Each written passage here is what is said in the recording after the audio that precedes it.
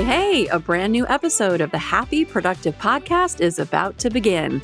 It's time to be inspired by simple and actionable solutions for you and your business. If you're an established entrepreneur or just laying down the first brick of your future empire, the mantra is the same. We will flip any failure into a positive and use it to our advantage.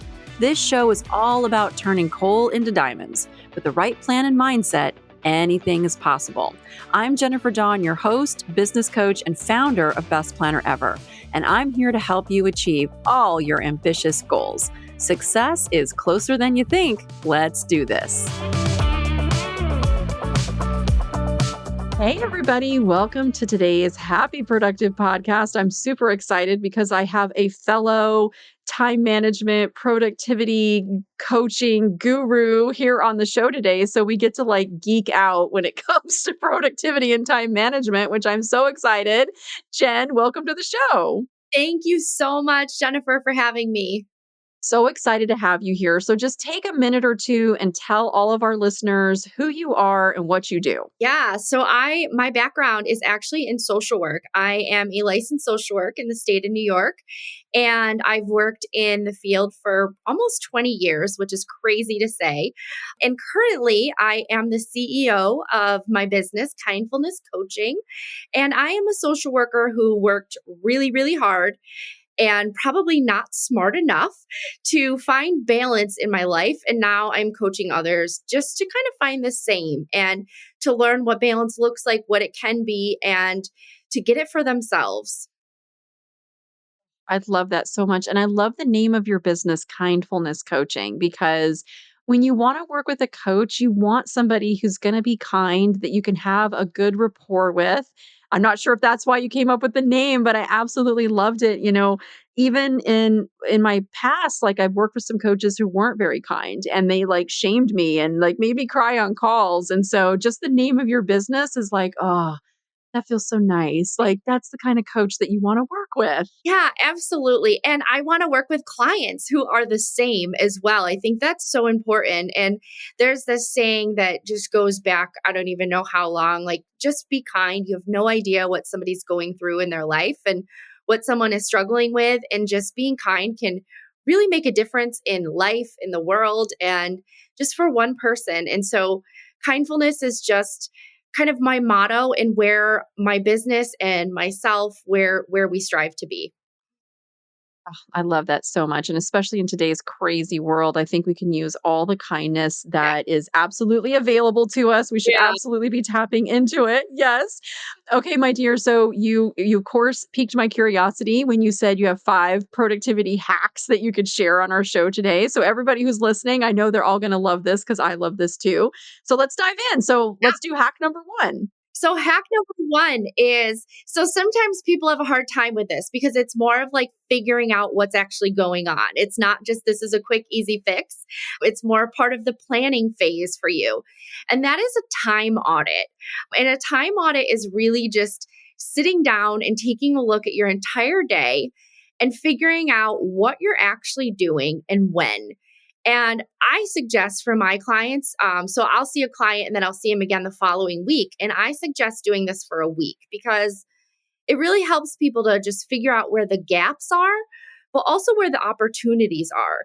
And so when people say, I just don't have enough time in the day, and you sit back and you look at your time audit, you can just kind of identify any trends or places where you could fit things in that maybe you weren't aware of. So a time audit is part of that planning phase that just gives us a little hint as to, okay, here's how we need to move forward. Ooh, I love this so much. I'm doing a version of this right now, which is when you look at your time during the day, you ask yourself, how could I make that hour be more productive? Yeah. So even if you're on a call and it's wait, could I have made that a group call instead of, a one-on-one call? Or how could I have delegated maybe in that time and that I was doing a project? What if I delegated 3 projects to other people? Now I could be more productive in that hour. So it's along the lines of that time audit. I love that so much. And even just starting now, look at every hour of your day and really where it's going. Now, Yeah. if you did a time audit and you found that there were some hours of the day that, let's say, were wasted. What do you recommend that we do at that time? Yeah, so I think it's individualized. I think that one, it helps to have somebody else who's not doing it take a look at it with you. But I also think, another piece of the productivity hacks are really identifying your priorities and what's going to be important for moving the needle forward on your day, in your business, in your life. And so, can we fit productivity? Can we fit priorities into those gaps or opportunities? Or is that an opportunity to take care of ourselves and do some self-care, taking a walk or getting outside or, stepping away from our computer for lunch? So I think it's very individualized, and it's going to be all about what your goals and what your priorities are. I love that. So is priorities one of the hacks? One Yeah. of the 5? Yes. Oh, I love it. I I love love it, it. love it, right? Yes. And I use my ABCs of productivity and my Jennifer Dawn planner. I think that really identifying those priorities is the key, because we always set these goals for our day and we just don't really have any attachment behind them. And when you tie them to a priority, it's just like, okay, this is why I'm actually doing this, and this is what it's going to do for me. And so one, it helps you to move forward, but it also can help you really maximize your time and figure out what you should be Mhm. doing. I agree completely, obviously, because I created the planner and the ABCs of productivity. And you guys, if you're listening and you're like, what are those? Go back to one of the other podcast episodes, because I think I have one and it's actually called ABCs of Productivity. But the thing I love so much about prioritizing and doing that A task every day is that you literally start to create a habit of getting out of your comfort zone, pushing Mhm. past the fear, and of doing something that will move you forward, not just the busy work, not the stuff we have to do, Yeah. but you literally start to get into the habit of getting out of your comfort zone until it really isn't a big deal. It just isn't a big deal. And it becomes like now these days, it's just like, oh, okay. I push out of that comfort zone so naturally that it almost flips and starts to be like, oh geez, if I haven't pushed the my comfort zone a little bit, what is wrong? Like I haven't done enough today. And Right? yeah, and I think it helps you deal with a lot on your plate too, because when you sit down at your desk and you're like, I have so much to do today, and you just, like take a step back and figure out, okay, what do I have to get done today? What's important for me to move myself forward? And, it just helps to kind of like break that up a little bit. And so it's not that big, chunky, like, I have all of this to do. Right, exactly. Oh, I love this so much. All right, my dear, what's the next hack?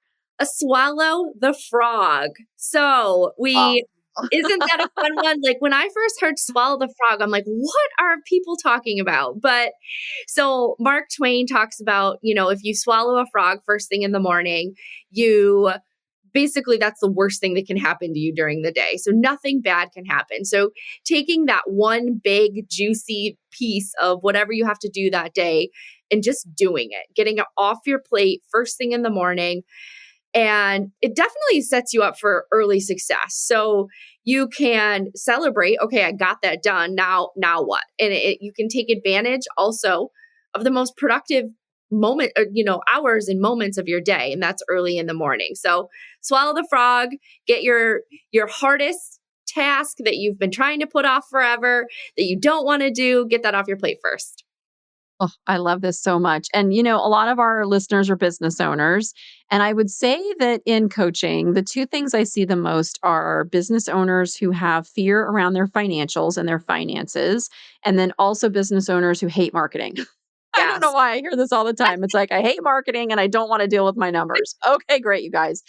So when we talk about swallow that frog, right? There's a great Brian Tracy book too. I think it's Eat the Frog, but he has a great book, Brian Tracy. And when we talk about that, I love it so much because it's like you got to get those things. Like you need your marketing dialed in, you need to look at your numbers. And I know that often people don't want to deal with this. And so even if, just the first part of the day, you spend 20 minutes on your marketing or 20 minutes on your Yeah. numbers or your cash flow or whatever that is, that can have such a huge impact. And then you do it and it's done. And then you can go to all the fun stuff that you want to do in your business every day. Exactly.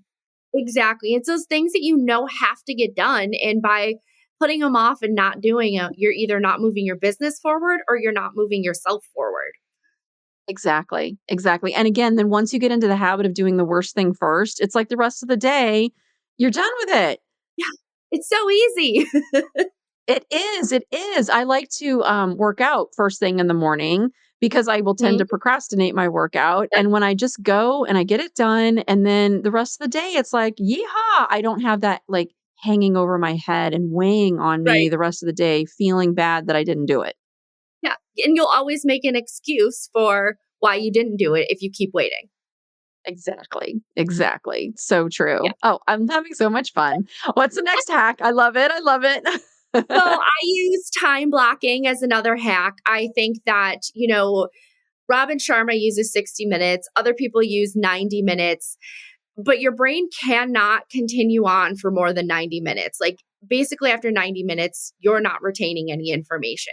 So to think about it in terms of time blocking, either 60 or 90. I've worked with a couple of people with ADHD where 90 minutes has been a little bit hard for them. So we Mhm. have done the 60 minutes or even 30 minutes, depending on the person. So time blocking really helps you to use your time more wisely.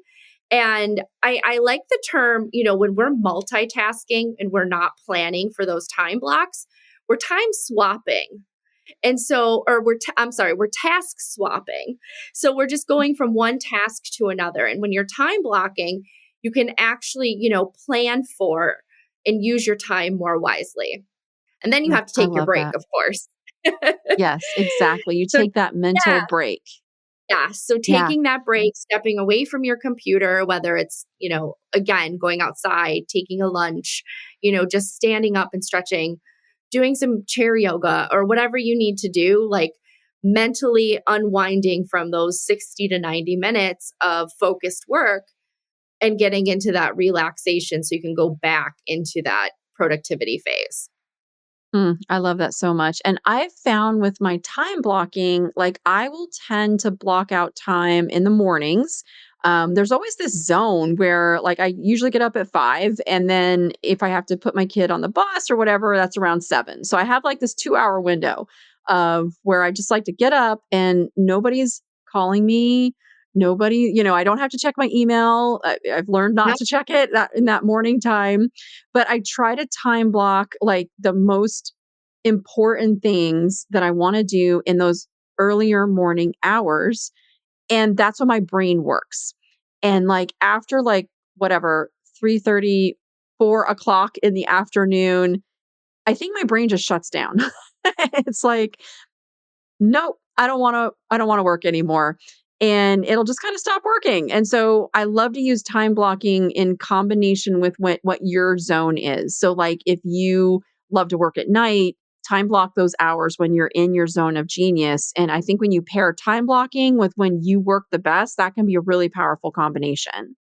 Absolutely. And there are studies out there about like the you get the maximum productivity between the hours of like 9 and noon.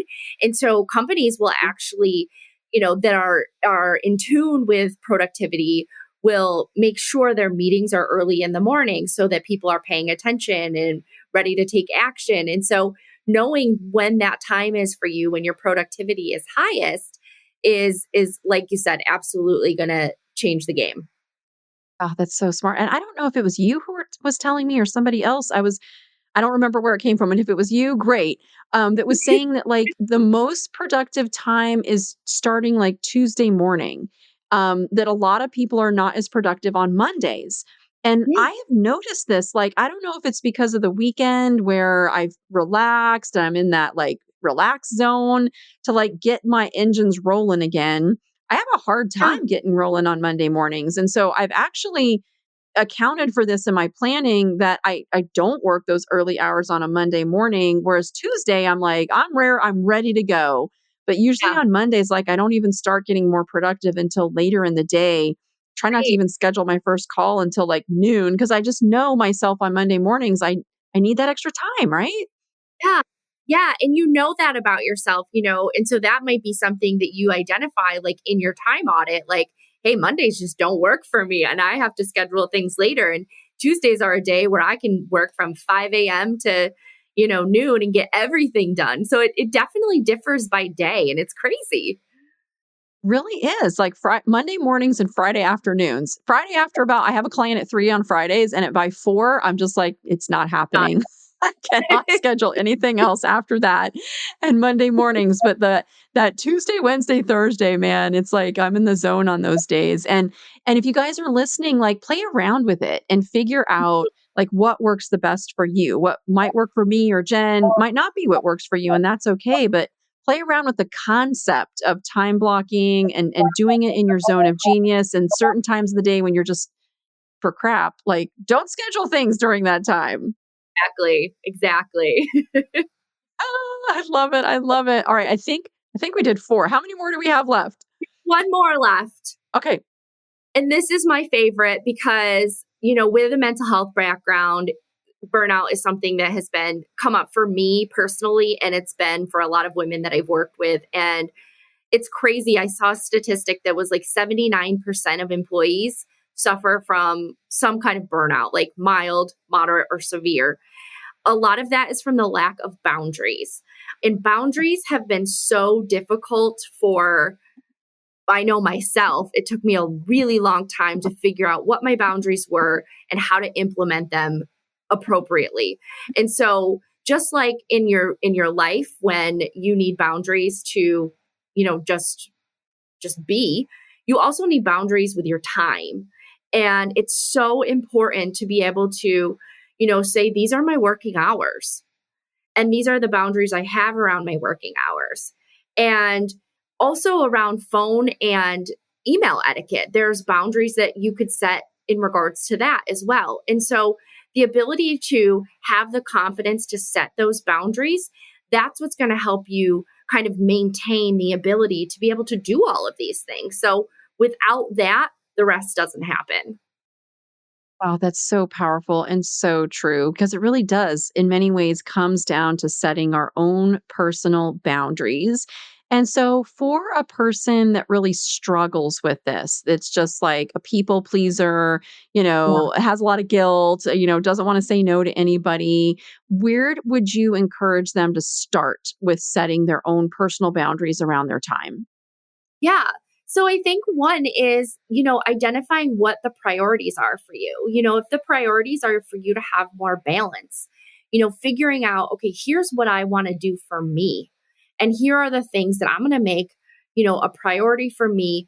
When I see gaps in my day, when I see opportunities, I'm going to use these things in order to move myself forward and find that balance. And I think that that's one is going to be really that personal development piece around I deserve this. And, I've been making other people and other people's priorities my priority.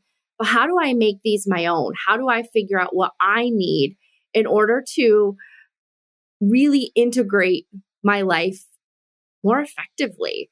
And by using these productivity hacks, you really learn how to get more time back to make yourself a priority.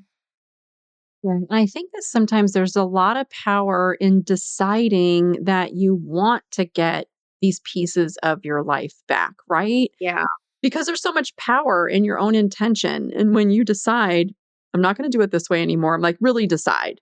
Not like right. beating around the bush, saying whatever everybody wants to hear, but you really decide, you know what? I am going to take back some of my time. I'm going to take care of my health. There's so much power in making that decision. And I think that decision does go hand in hand with setting a boundary, a personal boundary that you stick to. Absolutely. Absolutely. And I think you just, once you take that step, it's like, okay, I've put it out there to the world. Like, I'm going to start, working out or I'm going to start eating better. Like, use that accountability, like, use an accountability buddy to just be there to support you in that process. And knowing that this is what you want, you have some accountability to go out there and get it. Absolutely. We were talking about accountability earlier today. I was doing a training session and I was like, guys, I totally get that accountability is like, ugh, It's like, oh, do I really want to do the accountability? Yeah. It's so not sexy. But that's the difference. That's the Yeah. difference. Like, and really, really successful people know this. Like, when they hold themselves accountable, and ideally, we're not talking about your best friend who will let you off the hook. We're talking Right. about like, I'm paying a coach to hold me accountable, and you have Yeah. skin in the game. That is when things are going to change for you. Yeah. You make an investment in yourself at that point. Exactly. And that changes everything. When you start to realize that you are important enough to invest in yourself, it really and truly is a game changer. Yeah. Yeah. Yeah. I love this. Earlier today, I was on a mastermind group, and on the group, you have to say, what you're fired up about and what you effed up in the previous week. And I just got back from a week in Cabo, Mexico, with my daughter, which was wonderful. And when I said, I had effed up, was that I actually scheduled probably a little too much work while I was gone. And one of the things that the guy who was leading the mastermind, he said, Jennifer, a lot of gurus will say, when you're off, you need to be completely off and you should have time completely away from work. And he was like, I actually don't believe in that. Sometimes working for an hour a day can be way better for your mental health, because then you can click off, any fires that need to get put out or have gotten put out. And I realized this, like when I talk about work-life balance, like it's the balance that's right for you. Now, I Hmm. didn't realize the resort in Mexico was going to be so fabulous. And then I've been like, yeah, I like totally should not be working while I'm here. But normally, like an hour or two a day. And then I set a boundary of like, yeah, I like to get up early when everybody's still asleep, knock out an hour or two of my work, and then I'm done for the day. And then I go have a wonderful day. And for me, that feels really, really amazing. And the only reason I share this with you guys is, set whatever boundary works for you.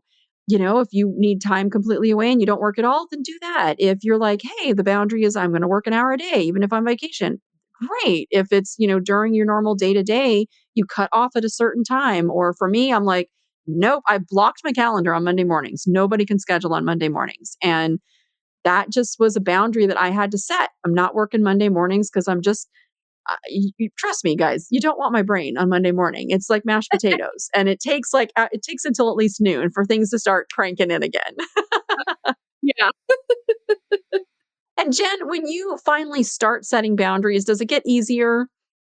It does. It really does. I think that when you first start, it's a new habit, it's a new routine for you, and you're going to try and talk yourself out of it because that's the easier thing to do. And, we always get that self doubt and that self talk that goes on. And the more you do it and the more it becomes a routine for you, the easier it gets. And you're like, well, this is just what I do. And it's just like working that hour when you're on vacation, this is just what I do. I have a power hour every morning and I'm going to knock it out and I'm going to swallow that frog and I'm going to have a great rest of the day. Yeah, I love that. Oh, you made that sound really, really good. That's fabulous. All right, Jen, you are awesome. Thank you so much for sharing all of these great productivity hacks. I know everybody's going to love it. So please share where people can find you. Since we did, talk about having a great accountability coach for, your time management, you guys, if you want to find a really good one, Jen, where can they find you? They can find me at www.kindfulnesscoaching.com. I love that. Kindfulnesscoaching.com, you guys. So definitely look Jen up. And if you're like, hey, I need help with my time management, my productivity, or holding yourself accountable to setting some boundaries, Jen would be a great person to talk to. I am your girl.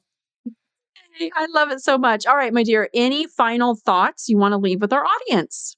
I think, being kind to yourself, especially during the holidays coming up, being kind to yourself and making sure you're taking care of everything you need in addition to everybody else. I love it. Those are great final words, especially with the holidays. They can be a time of stress. They can also be a time of, connection and gathering and gratitude and all of those wonderful things. So let's set those boundaries and make it a good time for all. Yes. Nice. I love it. All right, you guys, thank you so much for listening. Get out there and have a happy, productive day. Thank you. Bye.